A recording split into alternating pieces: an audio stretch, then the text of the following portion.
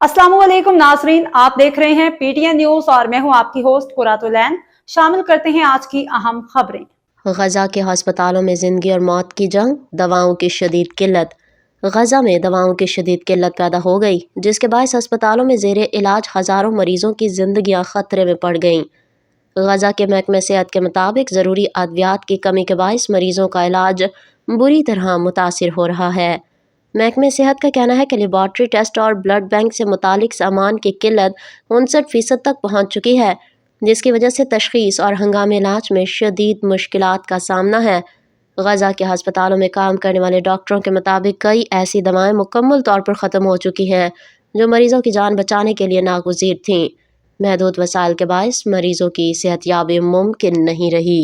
News studio से फिलवक्त के लिए इतना ही। मज़ीद खबरों और अपडेट से बाखबर रहने के लिए देखते रहें पीटीएन न्यूज।